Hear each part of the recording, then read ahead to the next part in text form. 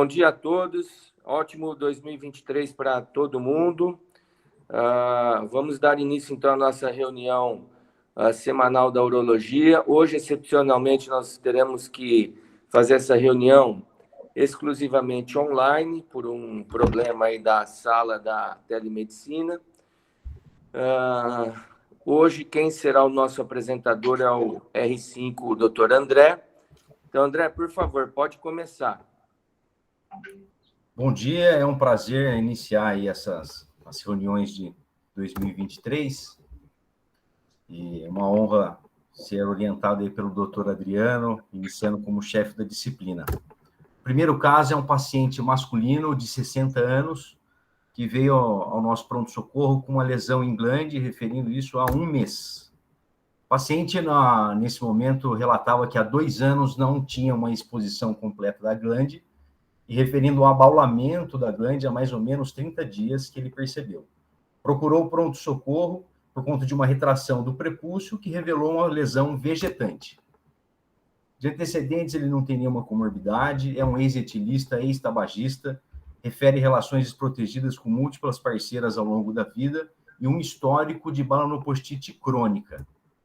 No exame físico, ele estava em bom estado geral, apresentava uma lesão vegetante, ulcerada, com uma saída de uma secreção purulenta, cometendo toda a glande. Nesse momento, a gente não conseguia visualizar o meato uretral, apesar disso, ele não tinha nenhuma queixa urinária. E na palpação, apresentava linfonodos inguinais positivos bilateralmente. Esse é o aspecto da lesão. Todos conseguem ver aí? Sim. Ô, André, espera um pouquinho aí. Volta a imagem. Ô, Caio, residente, que diagnóstico você faria aí? Existem diagnósticos diferenciais para essa lesão? Bom dia, professor. Bom dia a todos. Existem diagnósticos diferenciais. Acho que a gente tem que pensar em úlcera genital, que vai incluir desde DST, mas principalmente você tem que descartar, nesse caso aí, talvez confirmar o diagnóstico de um câncer, né, de uma neoplasia. Eu não entendi. Por que úlcera genital e não uma lesão vegetante? É um aspecto ulcerado, professor. Acho que realmente tem uma morfologia, um tumor de aspecto vegetante, mas talvez eu consideraria ainda dentro do grupo das úlceras genitais. Bruno, residente, você também é a favor disso que o Caio falou? Você considera isso como uma úlcera ou uma lesão vegetante? Professor, eu acho que está mais para o aspecto de uma lesão vegetante. Eu não incluiria em úlceras genitais, mas eu andaria mais para o lado de lesão vegetante mesmo. Tá, e o que seria o diagnóstico diferencial disso daí? Professor, eu não sei se alguma úlcera por HPV, mas tá muito evidente aí, né? Eu acho que a principal hipótese diagnóstica, sem dúvida alguma, é câncer de pênis, né? Tá. E o que foi feito, André? Nesse primeiro momento, pedimos sorologias para o paciente, apresentou sorologias negativas para hepatite C, hepatite B, sífilis e HIV, né? Como a gente apresentava essa lesão peniana, é uma oportunidade para essas sorologias. O HB de 13 apresentava 12.000 leucócitos com desvio à esquerda e uma urocultura positiva para Klebsiella. E eu vou voltar agora para o Bruno novamente. Bruno, está na sua mão aí. Você faria uma biópsia incisional, excisional? Qual que seria a sua conduta frente a esse caso aí? Professor, eu acho que se tiver dúvida diagnóstica, uma biópsia incisional, mas a questão da biópsia só ia retardar o tratamento, né? Eu acho que esse paciente está com uma cara muito típica de SEC de pênis. Então, eu acho que também se desse andamento ao tratamento cirúrgico, não estaria errado. Tá, e que exame de imagem você pediria para esse paciente? Uma ressonância, incluindo linfonodos pélvicos. Professor D'Ancona, por favor. Eu acho que você não pode fazer um tratamento cirúrgico sem um anato patológico. É uma cirurgia mutiladora. Se você fizer uma penectomia sem o anato, você está sem defesa jurídica. O diagnóstico diferencial é um tumor verrucoso. que não, muitas vezes você pode só abater as lesões sem necessidade de uma penectomia parcial total.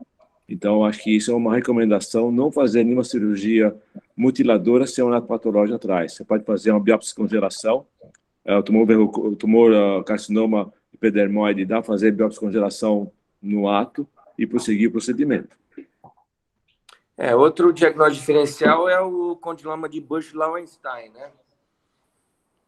Que também é uma lesão pré-cancerosa. E o que foi feito de exame de imagem para esse paciente, André? Nesse momento, a gente iniciou a antibiótico terapia com ceftriaxone por conta do aspecto purulento da lesão e também da infecção do trato urinário. O estadiamento local foi feito com ressonância de pelve e aproveitamos esse momento também para fazer uma tomografia de tórax e abdômen para a investigação sistêmica. Professor Carlos D'Ancona, esse tratamento de 7 dias com ceftriaxona é suficiente? Porque antigamente a gente fazia tratamento antibiótico com 30 dias prévio à penectomia. Isso ainda é válido ou esses 7 dias seria suficiente?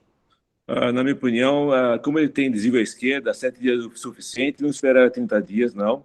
Melhorou as condições clínicas e laboratoriais, tem um hemograma com desvio à esquerda, tem que fazer antibiótico e já prosseguir a investigação. No passado, dava 30 dias de antibiótico para depois fazer acesso aos linfonodos. Hoje em dia, não mais.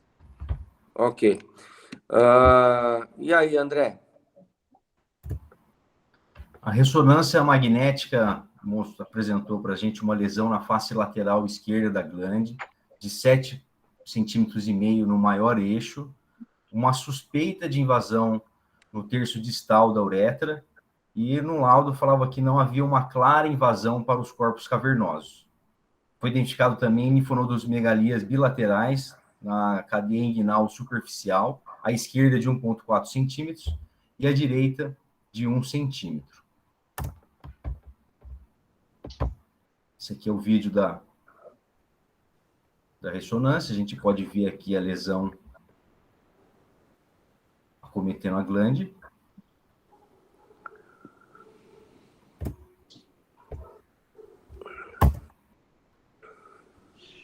Aqui foi marcado a lesão peniana e a área de suspeita de invasão da uretra no terço distal. Podemos ver também os 2 linfonodos acometidos bilateralmente.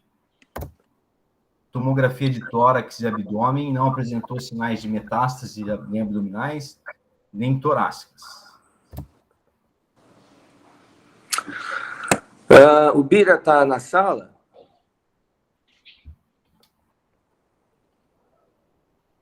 Não, né? Bruno, então agora você tem o estadiamento que você pediu. O que você faria agora? De início, a biópsia, caso a biópsia viesse confirmando o SEC de pênis, faria a penectomia. Tá. Um esvaziamento de linfonodo superficial, pelo menos. Tá, e nessa penectomia que você vai fazer, que considerações que você tem que ter para evitar a margem positiva? O que você faria? Me dê detalhes técnicos disso daí. Professor, eu viria macroscopicamente até onde iria a lesão e talvez mandaria a margem que esteja imaginando que não esteja invadida para congelação. Daí da congelação conseguiria definir a margem. Tá. Alguém quer fazer alguma consideração? Professor Osamo, doutor Orestes? Ok. Eu que usaria. Oi, Adriano. Oi, professor. Pode falar, Tudo bem? doutor Osamo. Eu acho que o importante a margem macroscópica é muito difícil de a gente avaliar. Eu acho que tem que ser, pelo menos, retirar com 2 centímetros de segurança. Ok. É isso que eu queria comentar.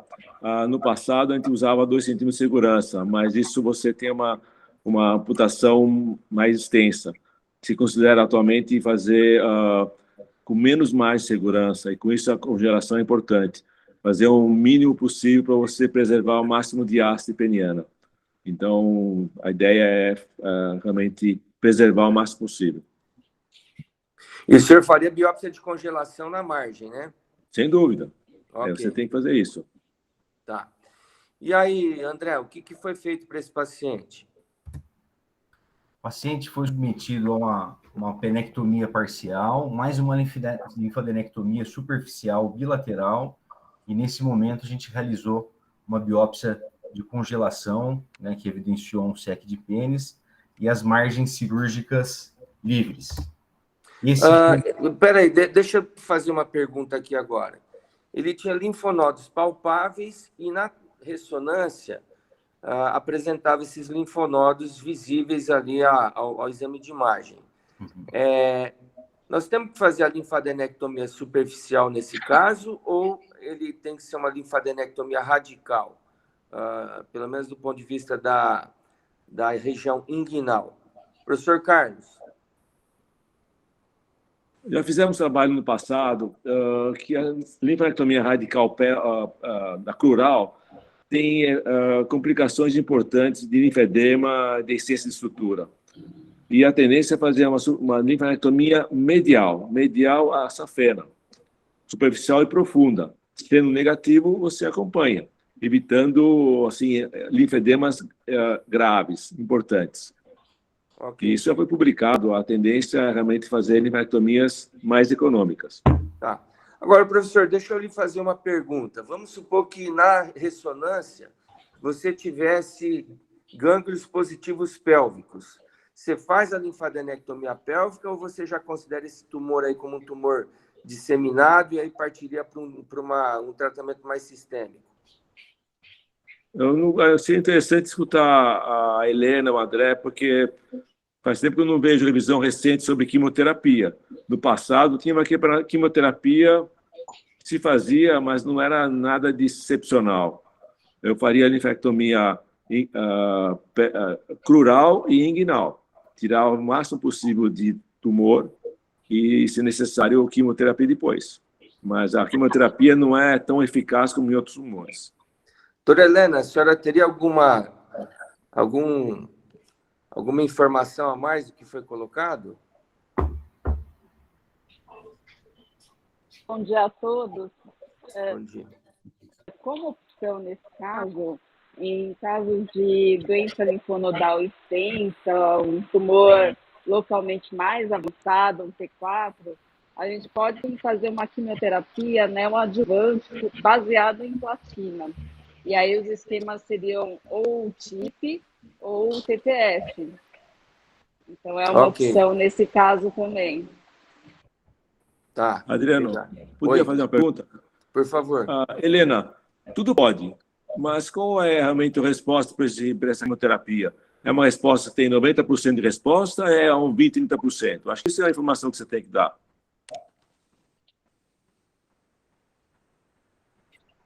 As taxas de resposta objetiva realmente são de 30%. Esses pacientes são extremamente graves, né? E é sempre doença localmente avançada. Então, assim, você não espera muito uma doença metastática, né? O mais comum é ter uma doença localmente avançada. A taxa de resposta, então, é entre 30% e 50%. Então, a mensagem aqui é que no tumor de pênis, o tratamento básico é o bisturi. Não vai esperar nenhuma maravilha com a doutora Helena e o doutor André, né? Só para... E aí, André, o que mostra a imagem que você ia mostrar para a gente?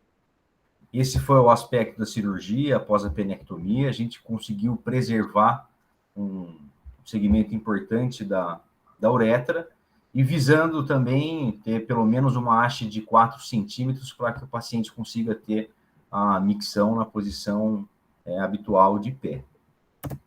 O André, tem alguma dica para uretra, para que você não tenha estenose do meato?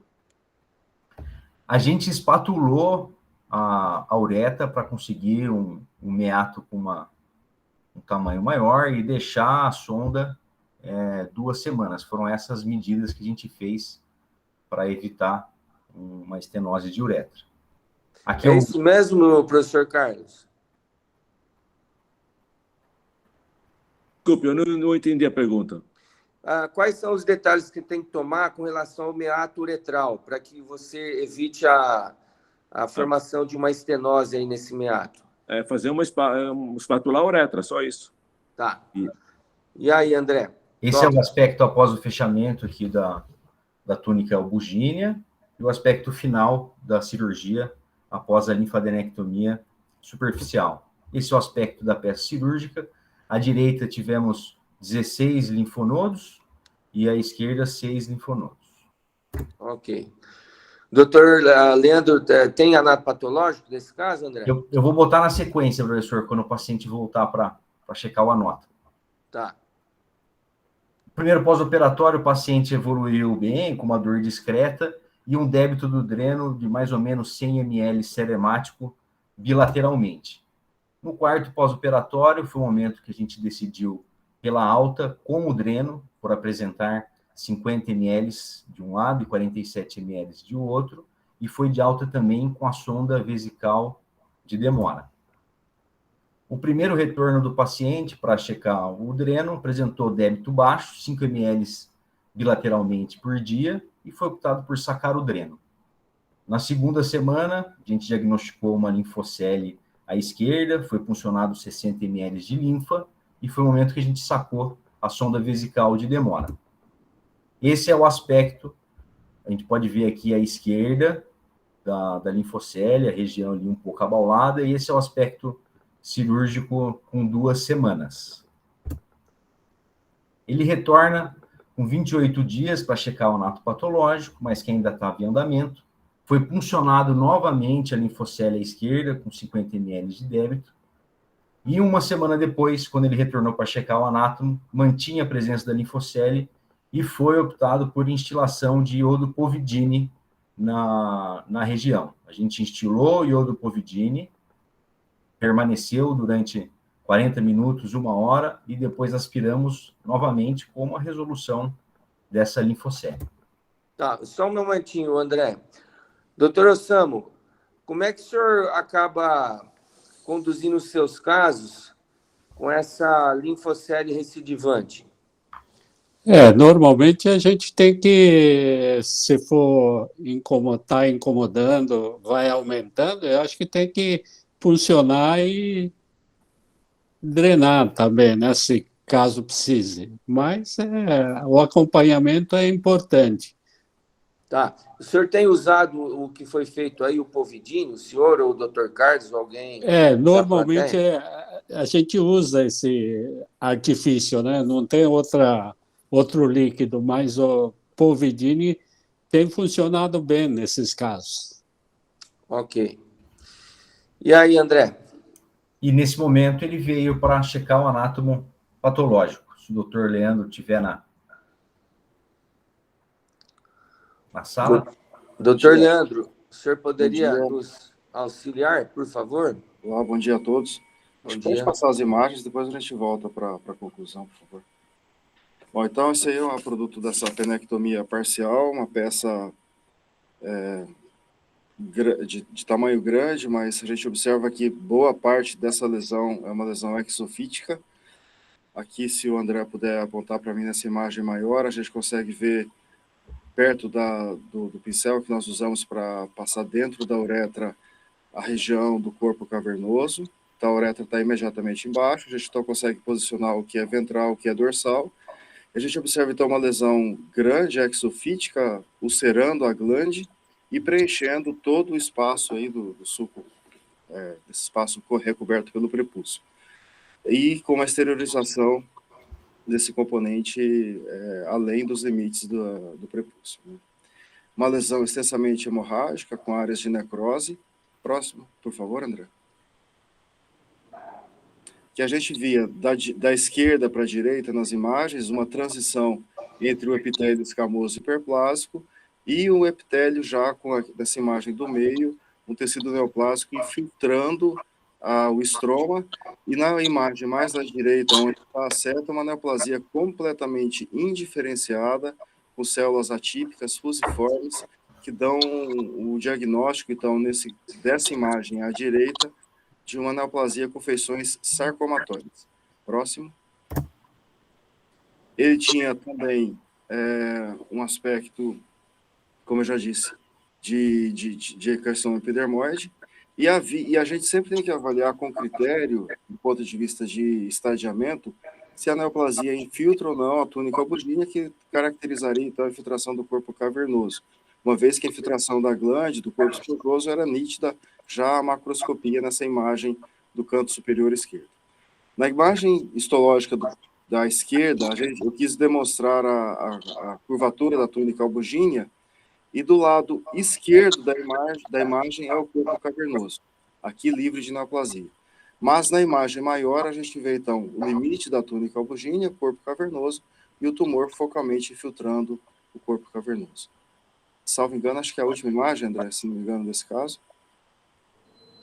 Isso. Então, se puder clicar no diagnóstico, é um carcinoma, então, epidermoide, moderadamente diferenciado, com extensas áreas de padrão sarcomatóide, então, uma feição mista, o que por si só já piora o prognóstico do paciente, infiltrando extensamente a glande, o corpo cavernoso focalmente, provavelmente à esquerda naquela topografia, e no material que nos foi enviado, um linfonodo à direita, apesar da lesão ser maior ou mais extensa à esquerda, acometido pela neoplasia, do lado esquerdo sem neoplasia. A margem que foi enviada foi a margem do corpo cavernoso, margem uretral, aliás, que foi livre de neoplasia, acabei não fotografando. Estadiamento final, um PT3, por invasão do corpo cavernoso e com uma metástase linfonodal. Leandro, gostaria de fazer uma pergunta. É suficiente para avaliar a margem apenas essa biópsia aí da uretra? Foi mandado um fragmento, Adriano, de mais ou menos uns 2 centímetros, provavelmente correspondendo ao corpo cavernoso, não sei se bilateralmente, com a porção de uretra. Eu revi as lâminas para a aula de hoje e realmente estavam livres. Se é suficiente? Sim. Habitualmente a gente congela todo esse espécime.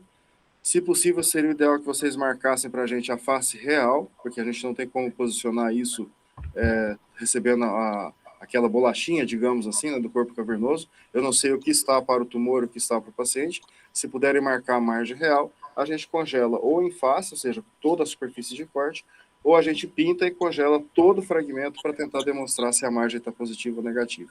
Nesse caso, foi considerado negativo e aparentemente negativo assim, porque o acometimento era bem focal do corpo cavernoso e a lesão estava, acho que quase 2 centímetros macroscopicamente da margem. 1,3 centímetros da margem. Ok. E aí, André? Então, o que fazer com esse paciente agora com um linfonodo positivo, né? Um T3, linfonodo positivo. Foi discutido... Pode prosseguir.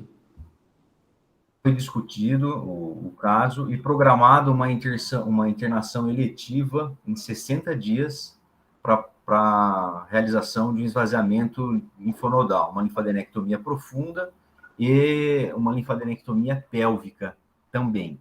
E programado também um reestadiamento desse paciente durante a internação. Tá, mas nesse momento você já mandou ele para fazer uma quimioterapia adjuvante ou apenas iria, como o professor Carlos disse, bisturi? Apenas o bisturi. Nesse momento a gente optou só por estender a linfadenectomia do paciente. Tá, e o que aconteceu? Durante a internação eletiva, o paciente, né, já depois desses 2 meses, referindo aí um aumento importante do volume da bolsa testicular, apresentava ainda uma performance status de 90%, referia a resolução da linfocele e foi submetido à ressonância magnética de pelve e uma tomografia de tórax e abdômen. Na nova ressonância, mostrou uma recidiva da lesão no corpo cavernoso direito, medindo 3 centímetros, uma volumosa lesão heterogênea compatível com acometimento em bolsa testicular, e havia linfonodos positivos em 4 pontos, na cadeia obturatória esquerda, na cadeia obturatória direita, cadeia inguinal superficial esquerda e cadeia inguinal profunda esquerda. Tá. Nesse momento, eu até gostaria de perguntar novamente para o Leandro. Leandro, visto que as margens cirúrgicas estavam livres, como você mesmo disse, tinha uma distância de 1,3 centímetros, como é que você me explica essa recidiva local? Bom, essa lesão extensa, como a gente demonstrou, né, é uma lesão grande, extremamente infiltrativa na glande.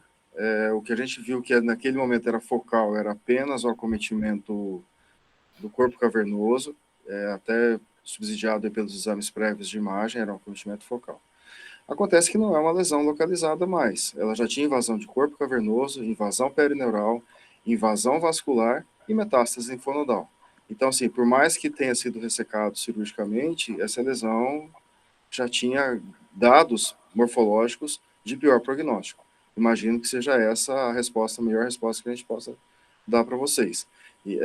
De ser uma lesão já realmente agressiva do ponto de vista histológico, sarcomatoide, ou seja, um maior grau histológico ainda possível de indiferenciação, acho que talvez seja essa a melhor resposta que eu consiga, Adriano. Ok, Leandro, obrigado. Então, prossiga, André, com a imagem. Orestes, você quer fazer uma pergunta? Eu queria fazer uma colocação assim, até uma provocação. É um paciente com tumor sarcomatoide. O prognóstico é muito ruim. Tanto é que mostrou, quando eu levantei a mão, nem não tinha se apresentado ainda essas imagens. Não seria melhor entrar já com químio? Porque cirurgicamente você não vai resolver. Já tinha uma metástase, sarcomatoide. Sarcoma é muito ruim. Isso é uma provocação. Seria melhor a gente já ir para químio direto, porque o prognóstico é muito ruim, né? Doutora Helena, o que a senhora teria a responder para o Orestes? Ele tem toda a razão, né? O prognóstico desses pacientes já é muito ruim, com doença extensa, bulk maior que 4, doença linfonodal, mesmo com quimioterapia, a sobrevida em 5 anos é de 50% apenas, né? Ok. Obrigado, Orestes. Obrigado, doutora Helena. E aí, André, continua com a imagem. Então, a gente pode ver a lesão recidiva em bolsa testicular, ela não tinha uma continuidade com essa recidiva no corpo cavernoso, né, apontado aqui na seta, e também não tinha nenhum sinal de invasão com os testículos. Podemos ver aqui os linfonodos acometidos, superficiais, e os linfonodos obturatórios. E foi submetido também ao estadiamento à distância com a tomografia de tórax e abdômen, que mostrou nódulos pulmonares sólidos esparsos em ambos os campos pulmonares, que eram sugestivos de um acometimento neoplásico secundário, e um nódulo retroperitoneal na goteira paretocólica à direita. Aqui a gente pode ver as lesões pulmonares, e aqui o nódulo retroperitoneal na goteira paretocólica. Tá. Segue. Então, foi discutido o caso com a oncologia e iniciado a quimioterapia para o paciente, com docetaxel, cisplatina e 5-fluoracil. Tá, continua. Ele retornou para a gente recentemente, após o primeiro ciclo de quimioterapia, referindo aí um aumento progressivo da bolsa testicular. E nesse momento, já com uma piora da performance status, referindo estar acamado em mais de 50% do tempo, e esse é o aspecto que ele se encontra atualmente. Doutora Helena, a senhora acha que vale a pena continuar com a quimioterapia ou agora é o bisturi? A quimioterapia não tem como, né? Assim, mesmo com taxas de resposta baixas, é um tumor que acaba sendo sensível, bastante sensível à cisplatina de qualquer forma, né? e pela performance é quimioterapia mesmo. Ok. Doutor Carlos, está na sala? Estou na sala, diga. E agora? Agora não tem muito o que fazer. Tumor extenso, muitas metástases, eu acho que não dá para fazer mágica, né? Infelizmente, é um tumor muito agressivo, tudo de ruim, infelizmente, esse paciente.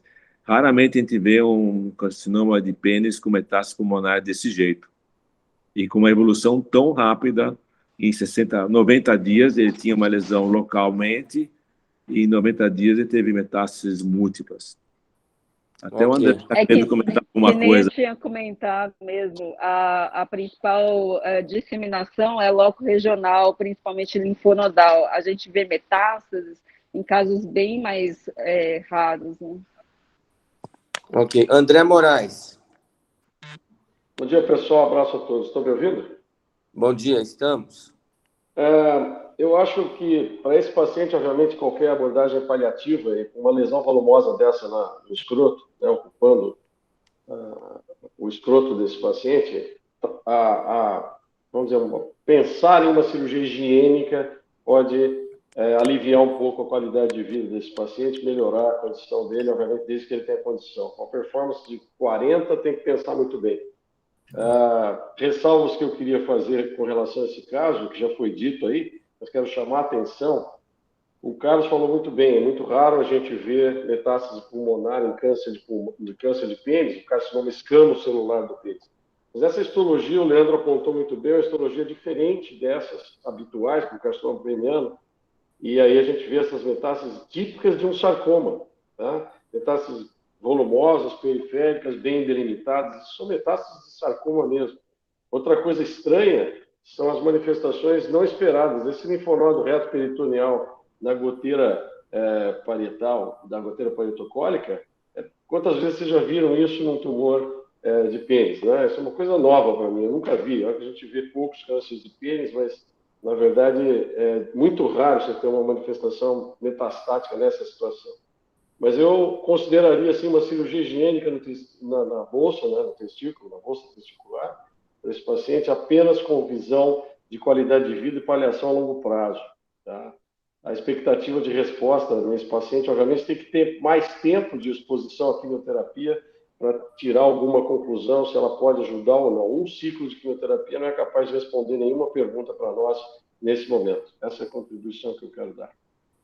Ótimo, obrigado. Realmente é uma evolução muito rápida, catastrófica, talvez até pelo que o Leandro colocou, essa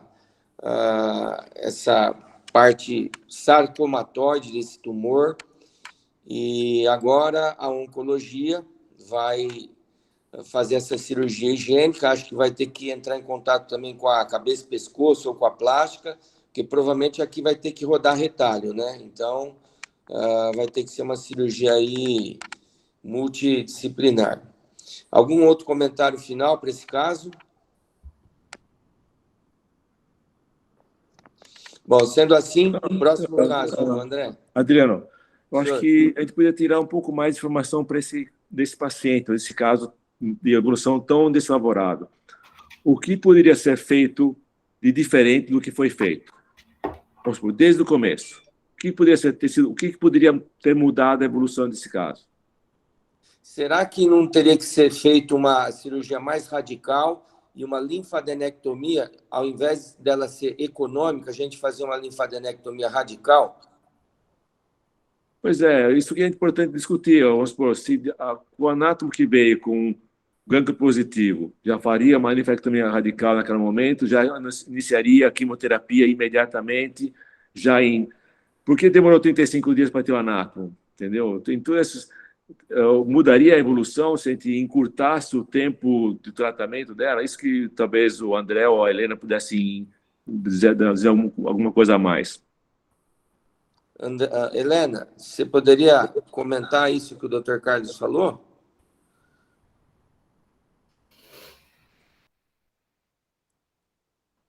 O André Moraes. Eu acho, Carlos, boa sua pergunta, boa sua provocação. mas eu volto a confirmar aqui o que a Helena já tinha comentado. Eu não esperaria algo melhor fazendo quimioterapia antes da cirurgia para esse paciente. Outra coisa que é notável e chama bem a atenção, a recidiva no corpo peniano, na haste peniana que esse paciente teve, longe da lesão primária, é absolutamente inesperada. A infiltração da bolsa testicular, absolutamente inesperada. Eu não acho que a gente teria qualquer benefício em fazer tratamento primário para esse paciente pré-operatório. Realmente não acredito nisso. Ainda mais considerando uma histologia desfavorável com diferenciação sarcomatóide e o comportamento que esse paciente está tendo é de um sarcoma. Né? Mesmo os carcinomas de escamos celulares com evolução, com progressão loco-regional, nós não temos esse aspecto que nós estamos vendo aqui na bolsa testicular desse paciente. Isso, à primeira vista, é um sarcoma, o comportamento de um sarcoma. Por isso eu estou falando que uma cirurgia higiênica para esse paciente nesta localização seria indicada e pode garantir uma sobrevida de melhor qualidade para esse paciente. A sobrevida global dele vai depender da eventual eficiência de uma quimioterapia que se faça nesse momento. André, a pergunta não foi essa. Uma vez feita a penectomia, a linfectomia, e quando veio anátomo com um tumor mais agressivo, com ganho positivo, você iniciaria imediatamente a quimioterapia ou esperaria a evolução que foi começada depois de 60 dias, 90 dias, não sei. Essa evolução foi bastante importante para ele. Lógico, não tem indicação fazer químio no caso apresentado inicialmente. Quando veio o anátomo patológico, se isso mudaria a evolução da doença? Eu duvido. Acho que não. Eu acho que os pacientes não teriam benefício em fazer tratamento adjuvante precoce depois não é isso. do diagnóstico. Quando você tem o anátomo patológico. Se valeria a patológico. pena eu fazer quimioterapia com o anátomo O patológico na anátomo mão? patológico na mão mudaria a evolução da doença? Não. Então, não adianta fazer quimioterapia. Não adianta fazer quimioterapia adjuvante em câncer de pênis ou neoadjuvante. Nós não temos essa resposta, ainda mais numa histologia mais rara como essa. Não seria uma indicação formal, seria uma indicação excepcional. Na minha opinião, Mas você está indicando quimioterapia agora, André? Você está me confundindo, pô. Não estou te confundindo. Eu estou abordando uma doença de apresentação diferente. Agora, o que resta para fazer é não é agora. Ô, André, acho que você não acordou bem hoje, viu? Bom, pessoal, eu acordei bem. Um caso acordei bem, sim, senhor. Você sabe, você mesmo disse que Oh. o tratamento... Carlos, o tratamento do câncer de pênis é cirúrgico, exclusivamente cirúrgico. Não, você André, abordou isso e disse a minha isso. pergunta foi diferente, André. Com a evolução desse caso, a gente poderia ter feito alguma raciocínio, vamos supor, vendo um caso diferente, no próximo paciente, nós temos uma outra abordagem, podia ter feito alguma coisa diferente, analisando essa evolução. Você não falou nada, pô, sinto muito. Não, eu estou falando que não. A minha resposta é simples, não.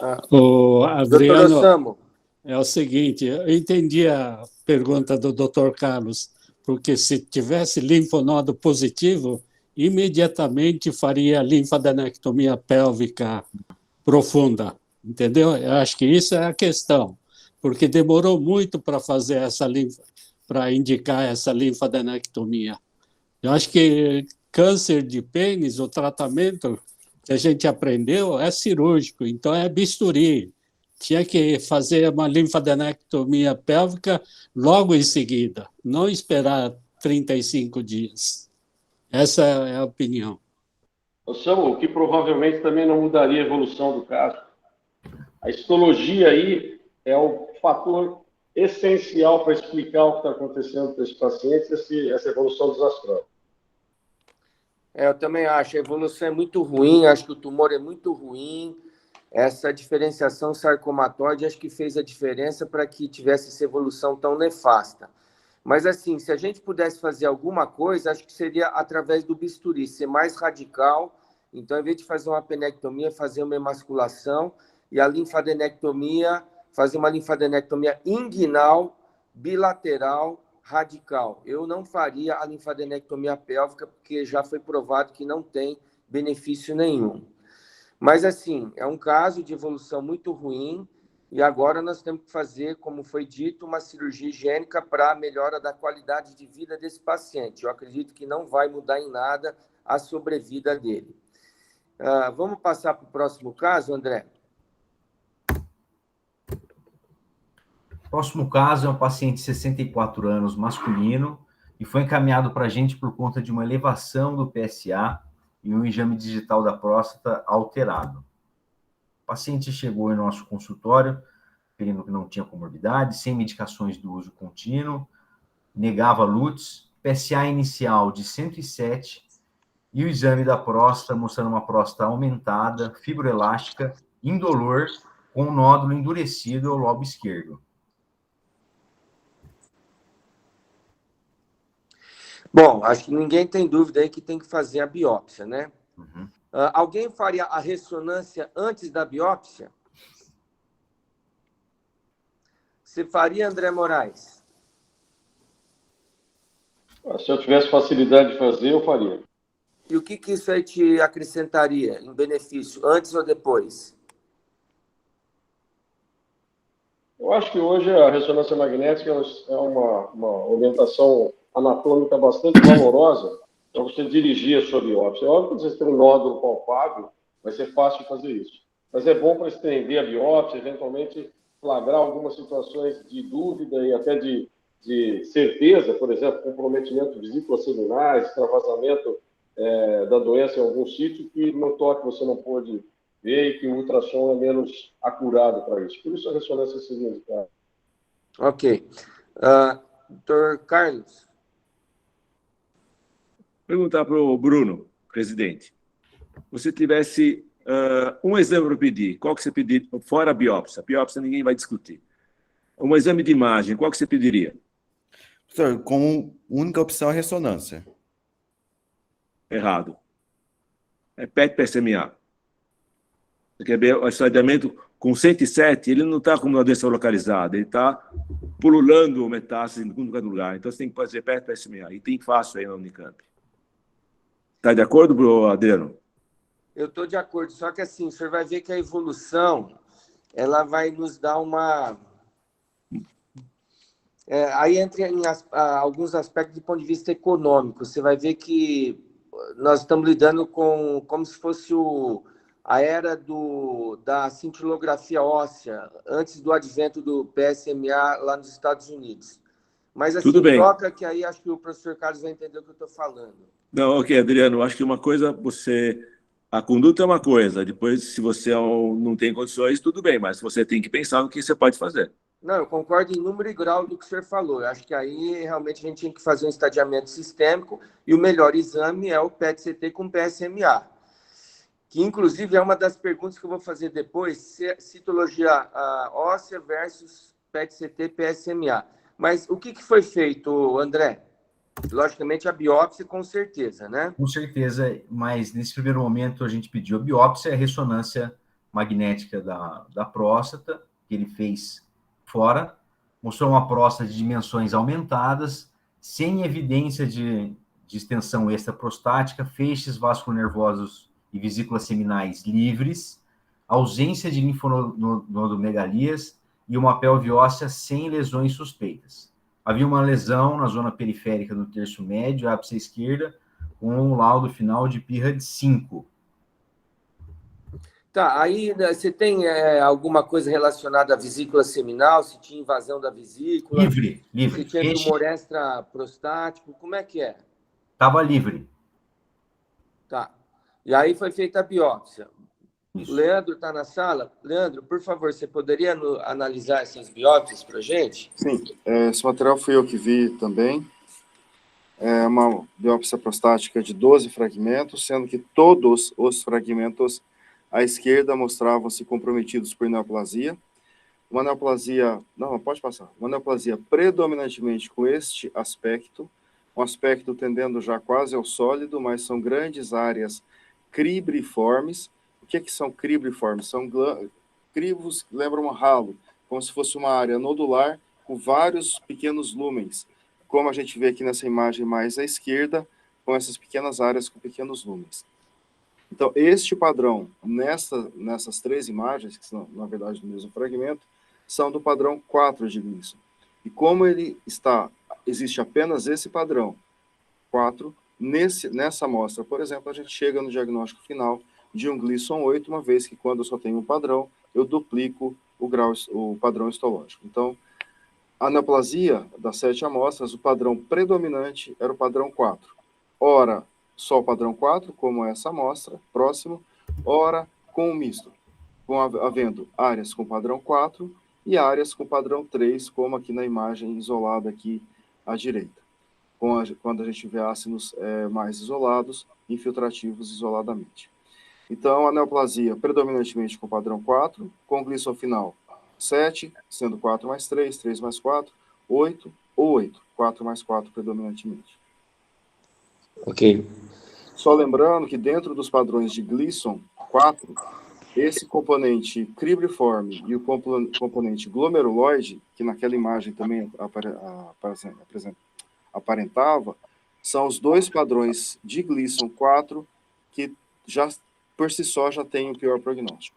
A neoplasia era muito extensa, acometia basicamente toda a extensão dos fragmentos em algumas das amostras, por isso a gente acabou nem colocando em virtude da extensão do grau de acometimento, isso já, o Gleason aqui final era o mais importante.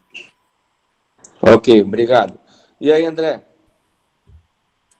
Então, como o paciente era um paciente alto risco, com PSA elevado, um ISUP4, a gente prosseguiu a investigação de metástases e o que ainda é o mais disponível para a gente, o padrão no ambulatório, é pedir a cintilografia óssea.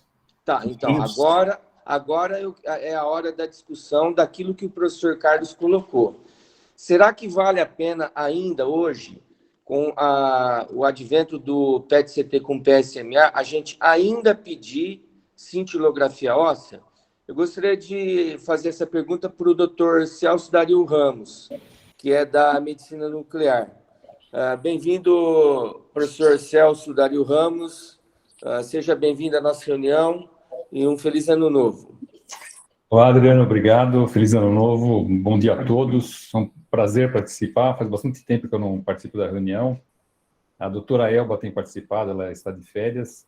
Então, é um prazer estar aqui hoje com vocês. A literatura já está bem ampla em estudos, mostrando que o PET-PSMA ele é superior ao estadiamento convencional tradicionalmente feito com tomografia e cintilografia óssea. Então, a sensibilidade do PET-PSMA é superior, a especificidade é superior. Para avaliação de invasão local, a ressonância é superior, mas o PET-PSMA é o típico exame que veio para ficar. A captação no câncer de próstata é muito intensa, então mesmo estruturas anatomicamente sem alteração, linfonodos subcentimétricos com 3, 4 milímetros, eles podem ser tão captantes que viram sol ali e conseguem ser identificados pelo método. Então, a resposta é realmente, sendo possível realizar o PET-PSMA para estadiar um paciente de alto risco, não tem sentido fazer cintilografia óssea e tomografia. Agora, doutor Celso, eu quero fazer até uma pergunta como se fosse um administrador de um hospital. Tá, você pede a cintilografia óssea, o índice de falso negativo é muito grande. E aí, às vezes, você tem que pedir depois o PET-CT PSMA. Será que não vai ficar mais caro ainda? Não. A ideia é não pedir nem a cintilografia óssea, nem a tomografia. Pedir só o PET-PSMA. Ele é mais caro? É mais caro, mas ele tem uma mudança, ele causa uma mudança de conduta tão significativa que acaba reduzindo outros custos para o sistema. É o que o Dr. Carlos colocou inicialmente, né? Então, sem dúvida nenhuma, eu acho que o PET-CT, PSMA seria um exame de eleição, principalmente num caso como esse. Eu pouco vejo a validade da cintilografia óssea em casos como esse, a não ser para justificar que o PSMA é muito caro. Mas e aí, André? A gente inicialmente solicitou a cintilografia óssea, veio sem evidência de metástase. Dr. Carlos D'Ancona, PSA de 107, um ISUP4, praticamente todas as biópsias com tumor, cribriforme. Dá para acreditar nessa cintilografia óssea? É só o André Rubens que acredita, eu não acredito. Que não acreditou, não. E aí, André, em cima dessa cintilografia óssea, você tomou a conduta? Como o professor falou, a gente não acreditou nessa cintilografia óssea e solicitamos o PET-PSMA, que revelou para a gente uma próstata, o acometimento da próstata com extensão para a vesícula seminal à esquerda, diferente do que mostrava a ressonância, linfonodos loco-regionais em cadeia ilíaca externa e interna à esquerda e mesorretal acometidos, e 3 lesões ósseas em áreas focais. Tá. Doutor Celso Dario Ramos, como é que você explica? A ressonância deu negativa para a invasão de vesícula seminal e o PET-CT-PSMA uma positividade assim muito importante. A gente vê que a captação... Bom, acho que ele vai mostrar as imagens, mas a gente já vê aí o SUV do sítio primário, é muito intenso. Então, veja, a captação na lesão primária, que vocês estão vendo na imagem aí à esquerda, é muito, muito intensa. Então, mesmo lesões anatomicamente ainda normais, podem apresentar essa captação, porque elas vão brilhar muito. É como o linfonodo que vocês estão vendo aí, ó, o linfonodo ilíaco externo esquerdo, aí na imagem à direita. Se vocês olharem na tomografia, no quadrante superior direito ali, é um linfonodo menor que 1 centímetro. E tem uma captação muito intensa, muito nítida. Então, essa é uma característica dos métodos funcionais, né? Eles podem preceder as alterações anatômicas. Aí nós estamos vendo a captação óssea já bem mais discreta do que a alteração no primário, então poderia ser uma metástase óssea muito inicial. E a pergunta é, por que não aparece na cintilografia óssea? Primeiro, porque a resolução da cintilografia é menor do que a do PET. E segundo, porque na cintilografia óssea, a captação não é no osso. Desculpe, a captação não é na metástase. A captação é na reação osteoblástica ao redor da metástase. E essa pode ser mais tardia. No PSMA, a captação é pela própria célula tumoral. Excelente explicação. E aí, André? Adriano. Oi, diga, Orestes. Me permite uma coisa que é um caso que eu peguei, aí parece que eles estão fazendo uma pesquisa e estão fazendo PET e PSMA. Deu captação só na próstata e mandaram para a gente. Daí eu pedi um PSA, deu 0,7. Qual seria a orientação? Qual a sua pergunta? Oi? Qual a sua pergunta? Qual que é a dúvida? Qual seria a orientação? E aí, Celso, você pode responder para ele? Desculpa, eu não entendi. Qual seria? Vocês estão fazendo um trabalho Sim. de fazer PSMA. Deu captação na próstata. Sim. Nós pedimos um PSA, deu 0,7. Certo. Qual seria a orientação? Mas, Orestes, eu não entendi. Por que foi pedido o PET-CT-PSMA, sendo que você tinha... Está fazendo uma pesquisa. Nem pedido o PSA, nem o toque. Como é que isso é possível? Não. Adriano, estão fazendo um trabalho aí na medicina nuclear. É isso mesmo, Celso? Olha, não, eu não estou a par, eu não estou acompanhando esse trabalho, eu não sei o motivo por que foi feito e nem por que fazer no PET num paciente com PSA de 0,7. O que já existe... O PSA fora posteriori. Tá, deu captação na próstata. É um objeto de estudo. Eu acho que, nesse caso, eu não sei qual que é o trabalho. Eu estou imaginando que estão tentando usar o PET para diagnosticar precocemente o câncer de próstata, talvez. Então, eu acho que é um estudo em andamento. Eu acho que eu imagino que vão biopsiar para comparar os resultados e avaliar a sensibilidade e especificidade do método nessa situação específica. Mas tem uma coisa já publicada interessante relacionada a isso, que seria aplicável a esse caso em questão que nós estamos discutindo agora. Existem alguns trabalhos recentes, ainda preliminares, propondo que, num caso como esse, paciente de alto risco, em que se faça que se fizer uma ressonância e for um PIRA de 5, alta chance de neoplasia, e um PSMA-RA de 5, alta chance de neoplasia, não biopsiar, ir para a cirurgia direto, porque a especificidade desse achado conjunto, ressonância positiva com PET positivo, é 100%.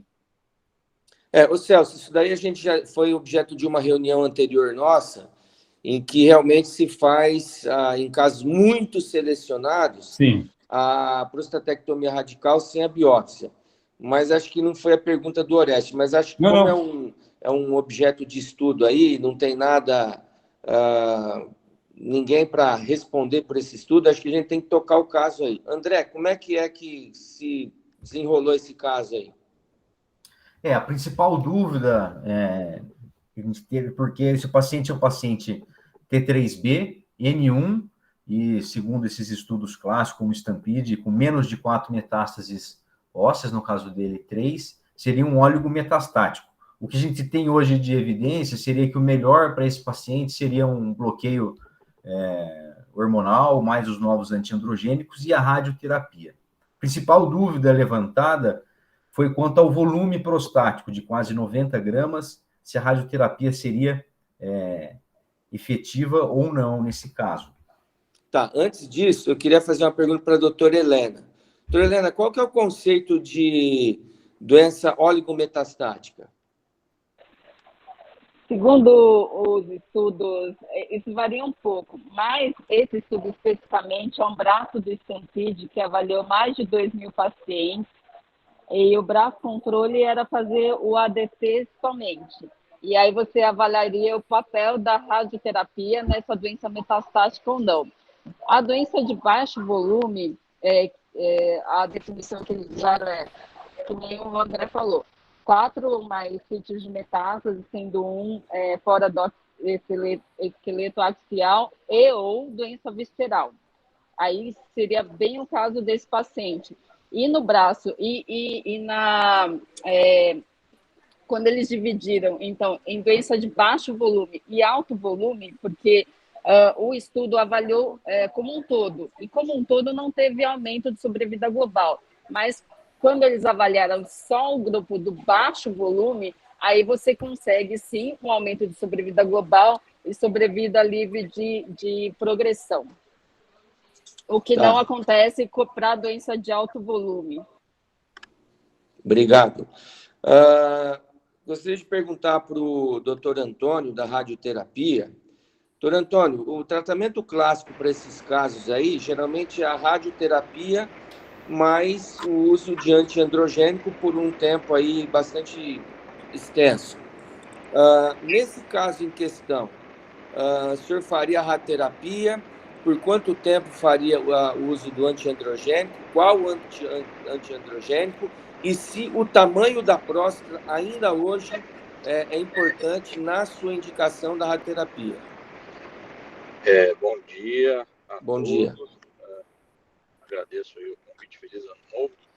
Olha, doutor, então assim, realmente pela literatura a gente está autorizado a tratar esse paciente, mas aí sempre num contexto associado ao tratamento sistêmico, né? Então, cabe aí o tratamento antiandrogênico, que é passado pelo pessoal da oncologia, né, que André Moraes, doutor Helena aí presentes, mas aí acho que num caso desse, provavelmente eles não fariam menos que 18 meses a 2 anos de bloqueio.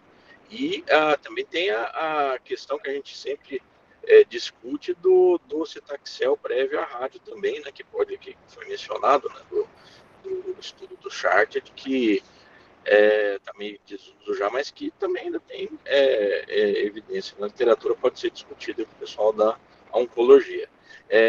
A questão do volume da próstata, quando a gente usa técnicas mais refinadas, ela não vai ter tanta problema na efetividade do tratamento, mas aí a gente pode aumentar a própria toxicidade utilizando-se técnicas mais refinadas, por causa do volume de uretra prostática e até quando você tem a protusão prostática dentro da bexiga, aumentar algum sintoma agudo durante o tratamento, mas com as novas técnicas tende a diminuir.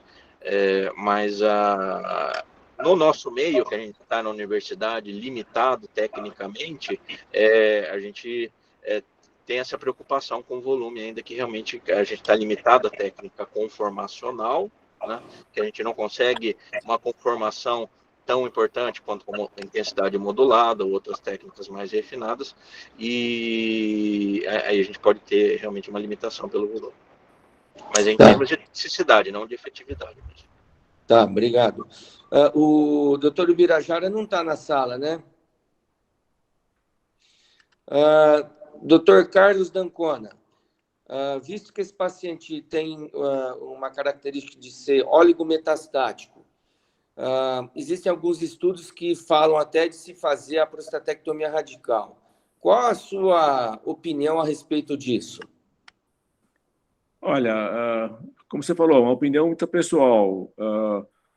Eu não estaria muito propenso a fazer uma cirurgia dessa, uma vez que a prostatectomia radical você tem que fazer extensa, levaria a risco de incontinência urinária, disfunção erétil, e você não vai curar a doença. Você vai fazer hormonoterapia, quimioterapia, com metástase óssea. Eu realmente não tenho essa resposta de realmente ele vai se beneficiar de todo esse tratamento. É melhor só ficar na hormonoterapia e químio, hormonoterapia e radioterapia, e tocar o barco, que tem umas 50% de progressão da doença e o paciente vinha a falecer pela doença, na minha opinião. Tá. André Moraes, hoje em dia se fala muito em tratar o tumor índex. Às vezes você pode fazer o tratamento dessa próstata aí no sentido de melhorar até a qualidade de vida dele, do ponto de vista de obstrução ureteral, obstrução uretral, o paciente não conseguir urinar. Qual a sua opinião com relação à cirurgia nesses casos que são já oligometastáticos? Eu sempre levo em consideração a idade do paciente nessas situações. A despeito desse paciente ser diagnosticado com doença metastática agora, de novo, tá? Que é um tumor, vamos dizer que é um paciente que já tem uma doença mais agressiva pela própria natureza, tá? Um grupo de pacientes especial. Primeiro, a indicação que eu faria para esse paciente, a discussão em relação a fazer ou não fazer a cirurgia ia depender da minha expectativa dele viver um tempo razoável. Eu chamo de tempo razoável uma doença oligometastática hoje, pelo menos 5 a 8 anos. Tá? Se esse paciente tiver idade, performance adequada para sobreviver tudo isso, e é isso que a literatura hoje nos mostra, nos melhores resultados, eu discutiria com o paciente prós e contras, benefícios e malefícios de uma eventual cirurgia, mas com vistas ao controle loco-regional de maior contundência, porque a recidiva loco-regional nesses pacientes a longo prazo é desastrosa. Tá? E isso, obviamente, é uma decisão a ser dividida com o paciente, é uma discussão multidisciplinar como essa que nós estamos fazendo aqui. Todo mundo participando dessa discussão, eu, o paciente, obviamente, opinando, sabendo o que pode acontecer com ele e o que pode ser de benefício. Com relação ao tratamento desse paciente, a minha abordagem para ele, com ou sem cirurgia, tá? Nesse momento, seria quimioterapia mais bloqueio hormonal e darolutamida ou mesmo abiraterona, modelo dos estudos que nós temos, ou o próprio Stampede, e mais recentemente o Aracens, e o Birajara teve a oportunidade de apresentar no nosso último Bom Dia Urologia, que eu participei no final do ano passado, e que realmente isso modificou a sobrevida global desses pacientes. Então, eu faria quimioterapia com docetaxel, mais bloqueio androgênico, mais darolutamida, interromperia a quimioterapia após 6 ciclos no máximo de docetaxel, é o melhor benefício que você pode ter, a melhor tolerância nesses pacientes, e depois eu evoluiria com radioterapia em todos os sítios apontados no PET-CT com PSMA. Eu irradiaria tanto a próstata, se ela tivesse lá ou não, a loja prostática ou a zona de anastomose, se eu não tivesse a próstata mais, e faria radioterapia em todos os sítios apontados, linfonodais, ossos, etc., na doença oligometastática. Essa é a conduta mais aceita hoje no momento. Eu queria saber a opinião do Dr. Fernandes Denardi. Dr. Fernandes, você está com um caso como esse, oligometastático, o senhor acha que tem indicação da parte cirúrgica, você fazer a prostatectomia radical, ou partiria para a radioterapia e o tratamento sistêmico? Olha, bom dia a todos, um bom ano a todos. Bom dia. Só um momento, por favor.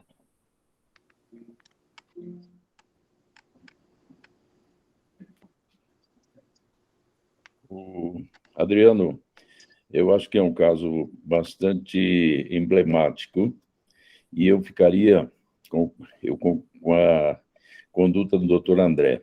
Realmente, você pensar numa cirurgia, paciente que já tem metástases, múltiplas metástases, né, tem que avaliar, primeiro, o status, performance do paciente e a chance de sobrevida. E os riscos que esse paciente eventualmente possa vir a apresentar. Eu sou favorável a fazer cirurgia para o controle loco-regional, mas são casos específicos que você tem que discutir muito e avaliar essas condições do paciente. Eu faria realmente a hormonoterapia, indicaria hormonoterapia, quimioterapia, depois avaliaria a possibilidade de fazer cirurgia, se não, radioterapia. E mesmo pós-cirurgia, fazer a complementação com radioterapia. Hormonoterapia, quimioterapia, cirurgia, se for possível, discutindo com o paciente, e depois disso, radioterapia.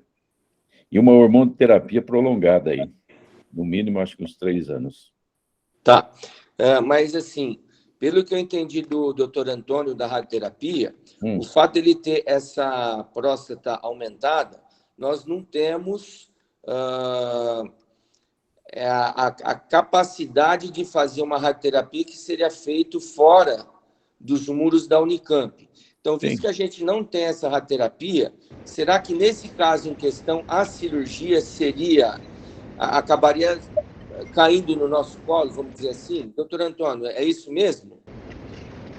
Doutor Adriano, se a gente for pensar no tratamento upfront, tem que fazer uma intervenção agora, local, poderia se pensar na cirurgia com certeza. Mas aí a gente pensando no contexto do tratamento sistêmico associado ao tratamento loco-regional, a gente vai começar com hormonioterapia e a gente espera uma redução do volume prostático aí, uma resolução aí dessa dificuldade técnica. E aí, num segundo momento, faria a cirurgia. É isso, doutor Fernandes? Exatamente. Tá, ótimo. Doutor Helena... Deixa eu fazer um comentário. Vai, André.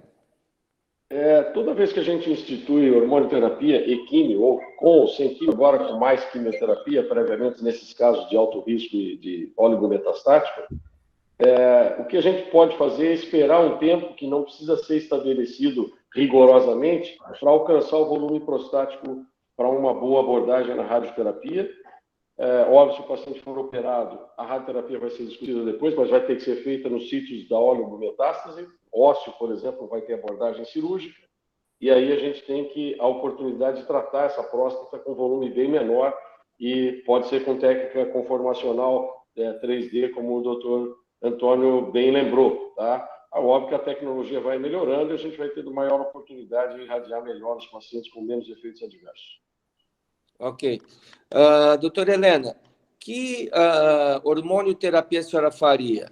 Tradicional, associaria esses novos antiandrogênicos? Qual é a sua opinião a respeito desse caso em questão?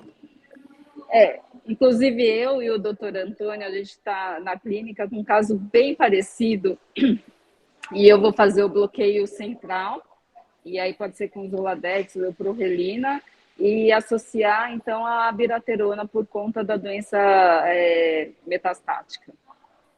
Tá. A E abiraterona... outro ponto também é sobre essa questão do tempo. Esses estudos do Stampede usou 12 semanas, 3 meses, para poder fazer a radioterapia depois do início do bloqueio hormonal.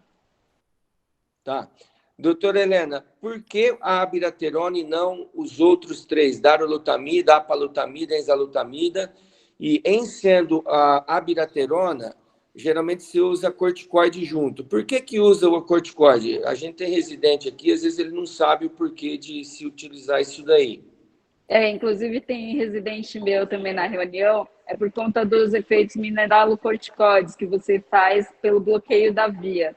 Então, você precisa adicionar um corticoide por conta disso. Outros antiandrogênicos também podem ser usados, tá? Mas a abiraterona, a gente, inclusive, na Unicamp, a gente tem a possibilidade de fazer uso também.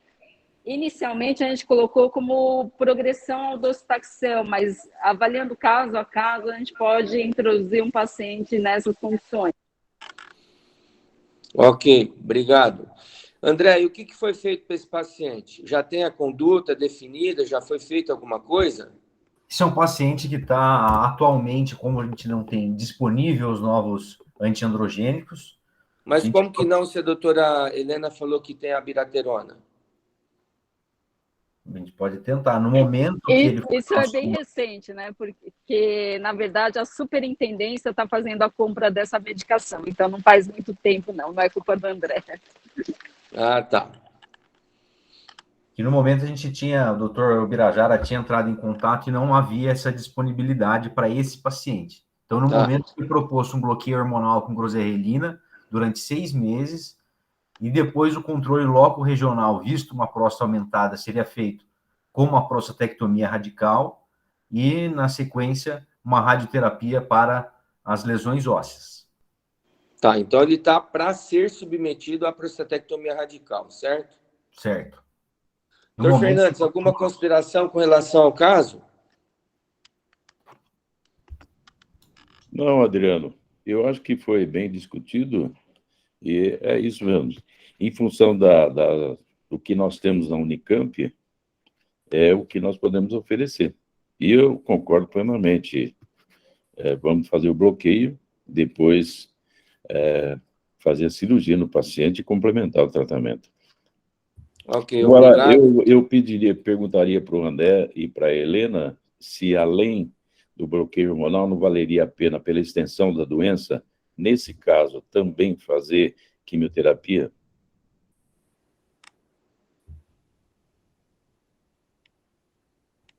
André ou Helena? Denardi, à luz do conhecimento atual, dos últimos resultados, principalmente do Aracense, a quimioterapia já faz parte da abordagem desses pacientes. Ela pode ser acrescida agora, até antes da cirurgia, tá? Ou depois. A dinâmica do sequenciamento terapêutico nesses casos é bastante maleável. A gente não precisa ser tão rigoroso. Olha, que o Stampede fez depois de 12 semanas. Nós temos feito, como aqui, por exemplo, a proposta é dobrar esse período, e eu acho que a conduta é muito boa. Se o paciente vai ter que fazer o bloqueio androgênico, provavelmente por um tempo muito longo, tá? 24 meses, 36 meses no mínimo. Se você for pensar em retirar, ou seja, se tiver controle do PSA, não tiver nenhuma manifestação da doença a longo prazo, e o paciente for jovem, vale a pena você suspender o tratamento e acompanhar para ver o melhor momento de reintrodução, se for necessário. Agora, a quimioterapia hoje é tratamento standard para esses pacientes, tá? E com resultados impactantes na sobrevida global, que é o que interessa para nós. Obrigado. Vamos passar para o próximo caso e último. Próximo caso é uma paciente feminina de 34 anos, referindo a uma perda urinária durante as relações sexuais. Ela relata essa incontinência urinária durante penetração vaginal. O início dessa incontinência urinária foi com a coitarca. e com a piora progressiva aí nos últimos 2 anos. Ela tem a dismenorreia desde a menarca aos 12 anos, coitarca aos 16 anos, apresentou uma gestação espontânea com abortamento em 10 semanas. No exame físico, ela apresentava mãos e pés com hipoplasia de falange do primeiro dedo, uma estatura normal de 163 centímetros, e no exame ginecológico, uma uretra hipospádica com uma visualização direta do colo vesical, uma vagina curta com um provável defeito do seio urogenital. Essas são as alterações dos membros. Na cistoscopia, com a esteroscopia que fizemos no centro cirúrgico para investigação, não identificamos um meato uretral, havia uma uretra hipospádica com acesso direto à parede vesical, e a esteroscopia mostrou um defeito no seio urogenital e um colo uterino único e um útero bicorno. Vocês conseguem ver aqui o momento da cistoscopia, né, com uma visão retrovertida. Aqui está o dedo do examinador no colo vesical.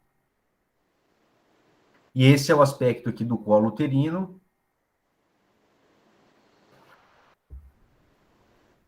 O defeito no seio urogenital.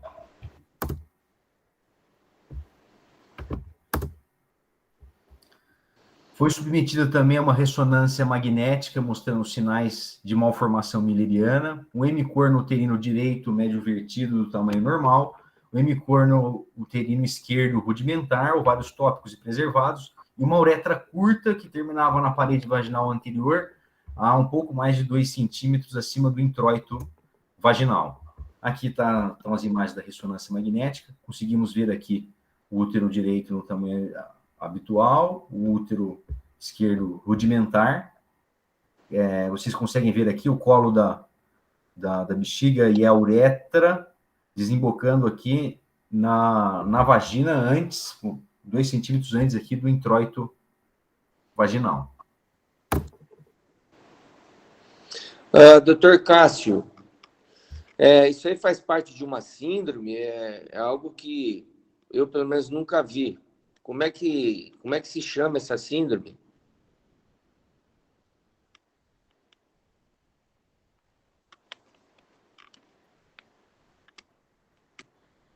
O Cássio não está aí? Bom, André, então, continue. E aí, o que foi feito para essa paciente? A gente levantou, depois de uma revisão bibliográfica, acabamos levantando aí uma hipótese diagnóstica de uma síndrome mão-pé genital, que ela tinha exatamente essas mesmas alterações nos membros, e com alterações, malformações müllerianas e outras alterações uretrais e vaginais. É uma síndrome rara, autossômica dominante. A gente encaminhou para a genética, que corroborou com essa hipótese diagnóstica e mantém a paciente aí em investigação nesse momento. E foi indicado da nossa parte uma correção desse defeito com sling autólogo mais um retalho de Marcius. Tá. Dr. Carlos D'Ancona, está na sala? Também saiu? Bom, então, o que foi feito, André? Vamos ver o vídeo. Aqui a gente consegue ver a uretra hipospádica, né? Aqui embaixo a vagina, e já cai direto na bexiga. Foi realizado aqui a marcação, a incisão para fazer a uretroplastia.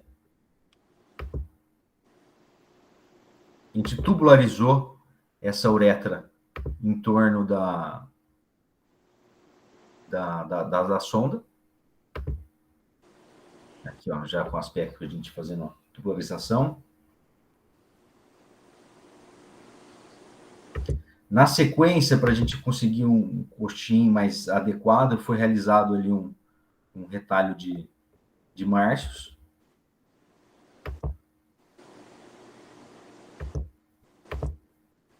E um sling aponeurótico para o controle da continência.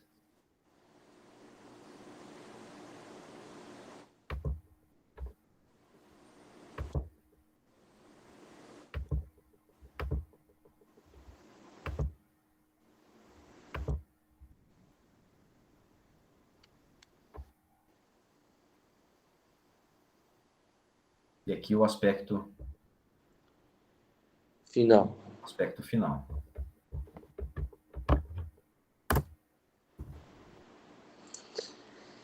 E aí a evolução? Ela foi de alta no segundo pós-operatório, foi retirada a sonda vesical de demora com 3 meses, e no segmento de 60 dias dessa paciente, ela mantém mantém a continência urinária com um resultado satisfatório da cirurgia. E continua em investigação com a equipe da genética da Unicamp. Tá, então, do ponto de vista cirúrgico, teve uma boa evolução e você melhorou a qualidade de vida dela, certo? Certo. Tá. Alguém gostaria de fazer alguma consideração com relação a esse caso?